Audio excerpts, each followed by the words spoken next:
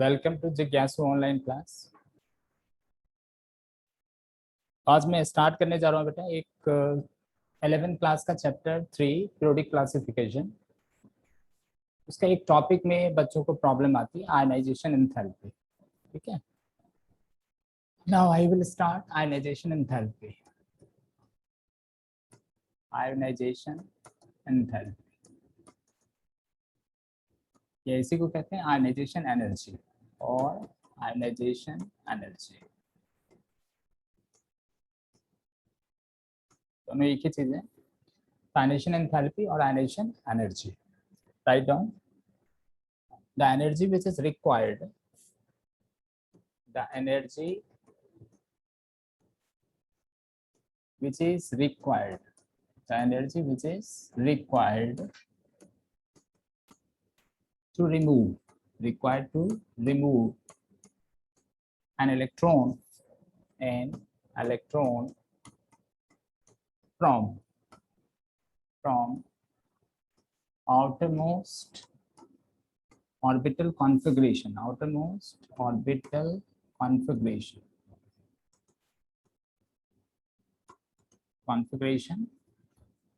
of an isolated gaseous atom, तो देखो क्या लिखा बच्चों, the energy which is required, underline करना है, required to remove an electron from outermost orbital configuration of an isolated gaseous atom। देखो इसमें 4 वर्ड मैंने अंडरलाइन कराया है।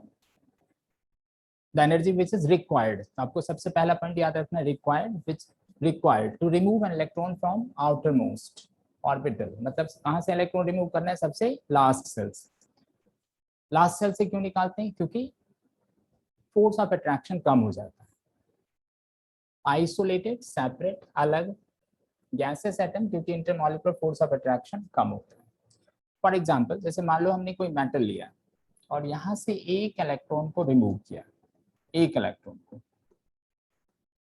That is called first ionization enthalpy. मान लो यहाँ से मैंने दूसरा इलेक्ट्रॉन, सेकेंड इलेक्ट्रॉन रिमूव किया बेटा, तो ये देखो आपका हो गया second ionization enthalpy. And now M2 plus, फिर से एक इलेक्ट्रॉन रिमूव किया, M3 प्लस, ये देखो हो गया आपका third ionization enthalpy. So what is the relation between I1, I2 and I3? तो एक वर्ड यहाँ पे यूज करेंगे जनरली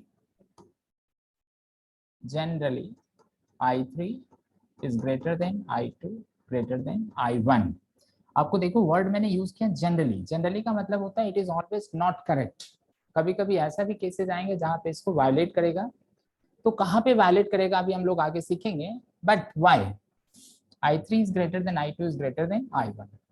तो देखो in the first case element क्या है, न्यूट्रल का मतलब हो गया बेटा number of electron is equal to number of proton.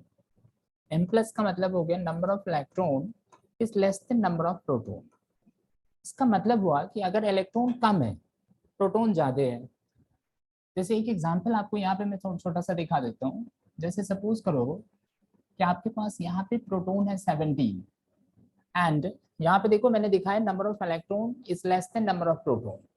अगर आप नंबर ऑफ इलेक्ट्रॉन मान लो हम एक कम लेते हैं 16, तो बिकॉज प्रोटॉन का मैग्नीट्यूड ज्यादा है तो definitely attraction force towards the nucleus, और attraction force towards the nucleus होगा तो इलेक्ट्रॉन को रिमूव करने में एनर्जी ज्यादा लगेगा। सो इस केसेस में फिर से देखो कि number of electron less than equal to number of proton. इसका मतलब हुआ बेटा कि इस केसेस में देखो इलेक्ट्रॉन और भी कम हो गया, तो forces of attraction towards the nucleus और भी ज्यादा हो जाएगा। इसका मतलब इलेक्ट्रॉन को रिमूव करने में एनर्जी और भी ज्यादा लगेगा। So we can say that I3 is greater than I2 is greater than I1। तो आपको समझ में आ गया होगा कि why I3 is greater than I2 is greater than I1। Write down. Now, trends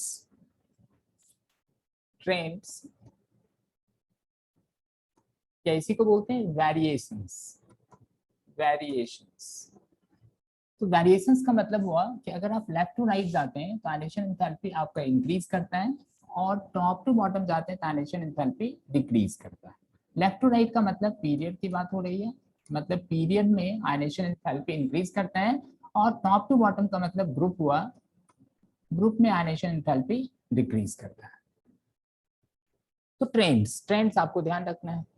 उसके बाद देखो नेक्स्ट पॉइंट पे आते हैं हम लोग। सबसे पहला factors, factors which affect ionization energy. कौन कौन से फैक्टर हैं जो आयनाइजेशन एनर्जी को इफेक्ट करता है? तो सबसे पहला फैक्टर जो ऑलरेडी आप पहले क्लास में सीख चुके हो, सबसे फर्स्ट फैक्टर होता है बेटा atomic radius. Atomic radius.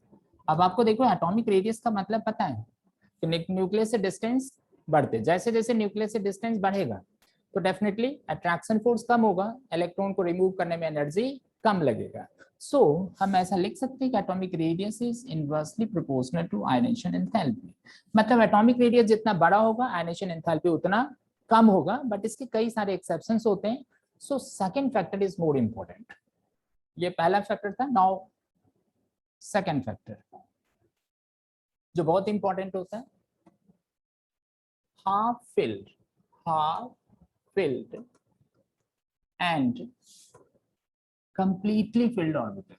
Half filled and completely filled orbital, ये बहुत इंपॉर्टेंट है। Half filled and completely filled orbital. इसमें आपको याद क्या रखना है, S2 is more stable than S1, P6 is more stable than P3, P3 is more stable than P1, P2, P4, P5। ये जो मैंने लिखा बेटा स्टेबिलिटी ऑर्डर हो, इसको आपको याद रखना है। स्टेबिलिटी ऑर्डर मतलब हमें S2 की स्टेबिलिटी कंप्लीटली फिल्ड है, S के अंदर मैक्सिमम इलेक्ट्रॉन 2 होते हैं, तो completely filled orbital is more stable than half filled. P के अंदर मैक्सिमम इलेक्ट्रॉन 6 होते हैं, सो P6 is more stable then P3। And half filled की स्टेबिलिटी P1 से भी ज्यादा होगा, P2 से भी ज्यादा होता है, P4 से भी ज्यादा होगा एंड P5 से भी ज्यादा होगा। तो सेकंड फैक्टर के अकॉर्डिंग, और ट्रेंड देखो, ट्रेंड के अकॉर्डिंग अभी हमने क्या लिखा था कि लेफ्ट टू राइट अगर हम जाते हैं तो आयनाइजेशन एंथैल्पी आपका इंक्रीज करता है। ये ट्रेंड था आपका, आयनाइजेशन एंथैल्पी इंक्रीज करता है। ये पीरियड की बात हो रही है बच्चों, ये अभी हमने ट्रेंड्स में देखा। सो अकॉर्डिंग टू ट्रेंड अगर मैं सेकेंड पीरियड के एलिमेंट्स को लिखूं, सेकेंड पीरियड के एलिमेंट्स को लिखूं, तो देखो एलिमेंट होता है lithium, beryllium, boron, carbon, nitrogen, oxygen, fluorine, neon. All the elements belong to second period element. According to trends, ionization enthalpy देखो ये होगा, trends left to right increase करता है, according to trend ionization enthalpy ये होना चाहिए। लेकिन यहाँ पे देखो इस ट्रेंड को फॉलो नहीं करता है, यहाँ पे देखो उल्टा हो गया, और यहाँ पे ट्रेंड को फॉलो नहीं करता है, यहाँ भी उल्टा हो गया। डेफिनेटली जैसे ट्रेंड को फॉलो नहीं करता है तो ये क्वेश्चन हमारे लिए क्या हो गया, इंपॉर्टेंट हो गया। जैसे ही एक्सेप्शनल केसेस आते हैं तो आपके लिए इंपॉर्टेंट हो गया। तो क्वेश्चन पूछेगा ऐसा क्यों, व्हाई। तो इसमें देखो बेस करके आपने नोट कर लिया होगा। अब इसके बेस पे क्वेश्चंस देखो कैसे पुट अप होते हैं। तो एक क्वेश्चन के फॉर्म में आप लिख लो, the first ionization enthalpy, the first ionization enthalpy of nitrogen, the first ionization enthalpy of nitrogen is more than that of oxygen, more than that of oxygen, while the second ionization enthalpy, of nitrogen is less than that of oxygen, is less than that of oxygen. Explain. ये देखो question आपके लिए बहुत important होता है बच्चों, 11th में भी आता है, 12th में भी आता है ये क्वेश्चन। सो क्वेश्चन समझ में आ गया कि the first ionisation enthalpy of nitrogen is more than that of oxygen while the second ionization enthalpy of nitrogen is less than that of oxygen. Now we can discuss these questions. So सबसे पहले काम देखो क्या करेंगे, nitrogen atomic number 7, configuration लिखा देखो 1s2 2s2 2p3, साथ में ऑक्सीजन लिखा हमने 2p3, साथ में ऑक्सीजन लिखा, एटॉमिक नंबर इज 8, कॉन्फ़िगरेशन हो गया 1s2 2s2 2p4। अभी हमने सीखा था कि P6 की स्टेबिलिटी P3 से ज्यादा होगा एंड P3 की स्टेबिलिटी P1 से ज्यादा होगा, P2 से भी ज्यादा होगा, P4 से भी ज्यादा होगा एंड P5 से भी ज्यादा होगा। ये हमने क्या लिखा था बच्चों, स्टेबिलिटी, स्टेबिलिटी। अब जो मैंने कॉन्फ़िगरेशन लिखा उसमें कॉन्फ़िगरेशन में देखो यहाँ पे है आपके पास 2p3 और यहाँ पे है 2p4। सो P3 इसका मतलब ये क्या हो गया, हाफ फिल्ड। तो देखो P3 is more stable then P4। अब इसकी स्टेबिलिटी बढ़ गई, इसका मतलब हुआ कि यहां से जब आप एक इलेक्ट्रॉन को रिमूव करोगे तो ये देखो आपका एक इलेक्ट्रॉन मैंने रिमूव किया, this is the first ionisation enthalpy of nitrogen. अगर मैंने ऑक्सीजन से एक इलेक्ट्रॉन रिमूव किया है O प्लस 1 इलेक्ट्रॉन एंड ये हो गया आपका I1O। अभी हमने देखा कि P3 is more stable then P4। इसका मतलब है कि अगर आप यहां से एक इलेक्ट्रॉन को रिमूव करते हो तो एनर्जी ज्यादा लगेगा, तो बिल्कुल हम देखो ऐसे लिख सकते हैं I1N is greater then I1O। तो इस तरह से फर्स्ट क्वेश्चन का आंसर मुझे मिल गया कि the first ionisation enthalpy of nitrogen is more than that of oxygen. ये फर्स्ट क्वेश्चन का आंसर हुआ। अब आप देखो आपके पास बचा क्या, N+। अब इसमें इलेक्ट्रॉन कितने हो गए, 6। फिर से कॉन्फ़िगरेशन ड्रॉ किया 1s2 2s2 2p2 और इस तरफ बच गया O प्लस, इलेक्ट्रॉन हो गया 7, कॉन्फ़िगरेशन लिखा 1s2 2s2 2p3। अब आप देखो यहाँ पे P3 आ गया और यहाँ पे P2 and now we know that P3 is more stable than P2। So इसकी स्टेबिलिटी बढ़ गई इससे। इसका मतलब हुआ कि N+, अगर मैं यहाँ से एक इलेक्ट्रॉन को रिमूव करूं तो ये हो गया आपका second ionisation enthalpy and O+ से अगर मैं एक इलेक्ट्रॉन को रिमूव करूं तो ये हो गया बेटा आपका second ionisation enthalpy of oxygen and now P3 is more stable than P2। सो हम ऐसे लिख सकते हैं I2N is less then I2O। So the second ionization enthalpy of nitrogen is less than that of oxygen. तो मैंने क्या लिखा था, while the second ionization enthalpy of nitrogen is less than that of oxygen. तो clear हो गया बच्चों कि the first ionization enthalpy of nitrogen is more than that of oxygen, while the second ionization enthalpy of nitrogen is less than that of oxygen. Clear? Now एक दो question और करते हैं इसी पे बेस्ड। अब देखो क्वेश्चन का फॉर्मेट बाद में बता दूंगा। जैसे सपोज करो मुझे कंपैरिजन करना है सोडियम, एटॉमिक नंबर 11, कॉन्फ़िगरेशन हो गया बेटा 1s2 2s2 2p6 3s1 और दूसरा इसको कंपैरिजन कर लिया मैंने Mg से, एटॉमिक नंबर इज 12, कॉन्फ़िगरेशन देखो हो गया 1s2 2s2 2p6 3s2। फिर से देखो अभी मैंने स्टेबिलिटी ऑर्डर लिखा था S2 is more stable then S1, that is completely filled orbital is more stable than half filled। तो यहाँ पे देखो आपके पास half filled 3s1 और यहाँ पे देखो 3s2, this is completely filled और ये क्या हो गया, half filled। so completely filled orbital is more stable than half filled। इसका मतलब है कि अगर मैं यहाँ से एक इलेक्ट्रॉन को रिमूव करूं Na++1 इलेक्ट्रॉन I1Na, मैग्नीशियम से देखो एक इलेक्ट्रॉन रिमूव किया बच्चों Mg प्लस I1Mg। तो देखो चूंकि इसकी स्टेबिलिटी ज्यादा होती है किससे, इससे, तो डेफिनेटली हम यहाँ पे लिख सकते हैं I1Na is less than I1Mg। So the first ionization enthalpy of sodium is less than that of magnesium, right? तो अब चलते हैं सेकेंड आयनेशन एंथैल्पी पे। अब आप देखो Na पॉजिटिव बच गया, इसके पास इलेक्ट्रॉन कितने हो गए 10, कॉन्फ़िगरेशन लिखा 1s2 2s2 2p6 and now Mg plus configuration लिखा 1s2 2s2 2p6 3s1। Now यहाँ पे देखो आपका सेकंड सेल आ गया और यहाँ पे सेल क्या है, लास्ट सेल थर्ड। तो डेफिनेटली सेकंड सेल का डिस्टेंस न्यूक्लियस से कम होगा with respect to third shell. तो अगर यहाँ से इलेक्ट्रॉन हम रिमूव किया है करते हैं Na+, देखो फिर से एक इलेक्ट्रॉन रिमूव किया बच्चों, 1 इलेक्ट्रॉन, और ये हो गया आपका second ionization enthalpy of sodium. और मैग्नीशियम प्लस से अगर मैंने एक इलेक्ट्रॉन को रिमूव किया 2 पॉजिटिव 1 इलेक्ट्रॉन I2Mg।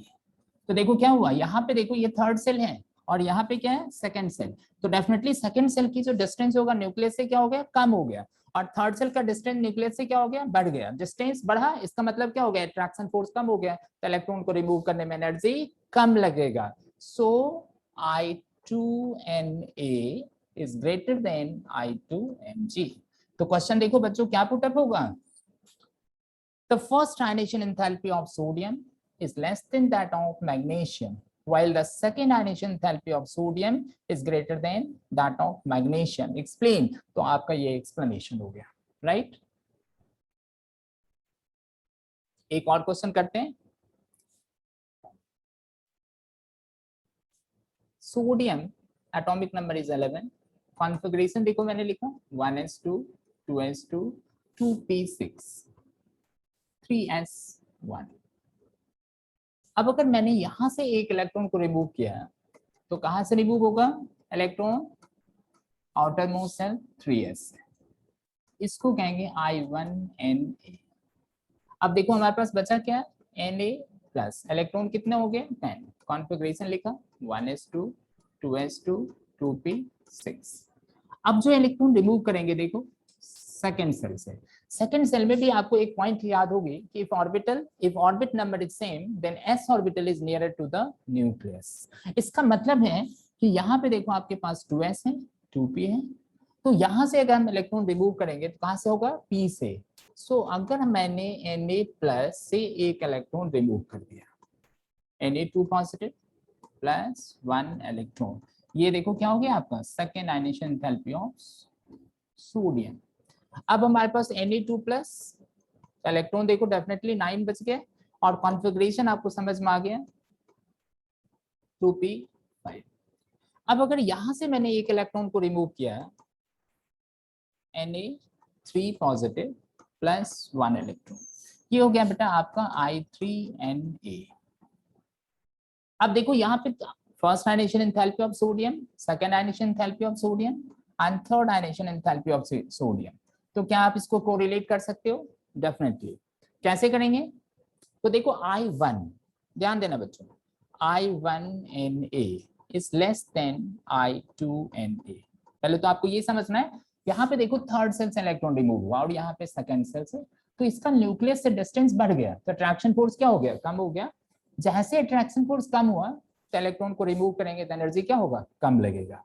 लेकिन यहाँ पे चूंकि सेकंड सेल है तो इसके रिस्पेक्टिव अगर आप देखें तो फोर्स ऑफ अट्रैक्शन बढ़ जाएगा, फोर्स ऑफ अट्रैक्शन बढ़ा तो डेफिनेटली इलेक्ट्रॉन को रिमूव करेंगे तो एनर्जी ज्यादा लगेगा। सो इस तरह से हम लिखेंगे I1Na is less then I2Na। अब कंपैरिजन करते हैं बेटा इन दोनों को, तो यहाँ पे देखो हमने इलेक्ट्रॉन निकाला है यहाँ से, मतलब 2p से, और यहाँ भी इलेक्ट्रॉन देखो सेकेंड सेल से ही निकला है। तो डिफरेंस क्या हुआ, यहाँ पे ऑक्टेट कंप्लीट है, octet is complete, octet is complete. और अगर ऑक्टेट कंप्लीट हो गया that means highly stable, highly stable. But देखो यहाँ पे क्या है, इस केसेस में octet is not complete, octet is not complete.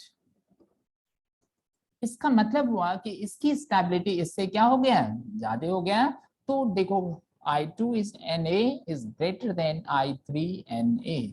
तो अभी देखो मैंने पीछे लिखा था generally I3 is greater than I2 is greater than I1, तो देखो यहाँ पे ये क्या हो गया, वायोलेट हो गया। सो इसका मतलब आपको समझ में आ गया होगा कि कभी भी अगर आयनाइजेशन एंथैल्पी को कंपैरिजन करना है तो हम कॉन्फ़िगरेशन लिखेंगे, और छोटा सा टर्म्स आपको याद रखना है कि S2 is more stable than S1, P6 is more stable than P3. P3 is more stable than P1. P3 is more stable than P2. P3 is more stable than P4. P3 is more stable than P5. अगर ये चीजें हमें याद रखना है, याद रख लेते हैं, तो आपका जब भी आयनेशन एंथैल्पी पे एक्सप्लेन द क्वेश्चंस आता है तो आपको कॉन्फ़िगरेशन लिखना है। अपने आप इस पॉइंट को याद रखोगे, पता चल जाएगा कि किसकी आयनेशन एंथैल्पी ज्यादा है, किसकी कम है। आ गया समझ में बच्चों? Yes, one more question. अब देखो एक क्वेश्चन हमारा बेरिलियम में भी एक्सेप्शन था। बेरिलियम का एटॉमिक नंबर 4, कॉन्फ़िगरेशन लिखा 1s2 2s2। Boron atomic number 5, configuration लिखा 1s2 2s2 2p1। अब आप देखो यहाँ पे 2s2 s2 और यहाँ पे देखो 2s2 2p2, number of cell दोनों में सेम है, लेकिन यहाँ पे इलेक्ट्रॉन रिमूव हो रहा है p से, जबकि यहाँ से एक इलेक्ट्रॉन रिमूव होगा s से। And we know that if orbit number is same, then s orbital is nearer to the nucleus. If orbit number is same, then s orbital is nearer to the nucleus. That means force of attraction यहाँ पे बढ़ जाएगा और यहाँ पे कम हो जाएगा। तो इलेक्ट्रॉन को अगर हम यहाँ से रिमूव करेंगे, more energy has to be required, यहाँ पे less। So देखो क्या हो गया, बेरिलियम 1 इलेक्ट्रॉन मैंने रिमूव कर दिया, तो ये क्या हो गया बेटा, I1BE। एंड बोरोन से एक इलेक्ट्रॉन रिमूव किया, I1B। तो देखो कंडीशन के अकॉर्डिंग क्या हो गया, I1BE is greater then I1B, I1BE is greater then I1B। तो मुझे लगता है अब आयनेशन एंथैल्पी में आपको दिक्कत नहीं आना चाहिए। एक बार नोट कर लो, आयनेशन एंथैल्पी का नोट कर लिया बच्चों? नोट कर लिया? तो आयनेशन एंथैल्पी टॉपिक में अब आपको कोई दिक्कत नहीं होगी। अगले लेक्चर में अगर और कोई प्रॉब्लम होगी आप मैसेज करोगे, बताओगे, तो अगला लेक्चर आपको प्लान कर दूंगा। Okay, thank you.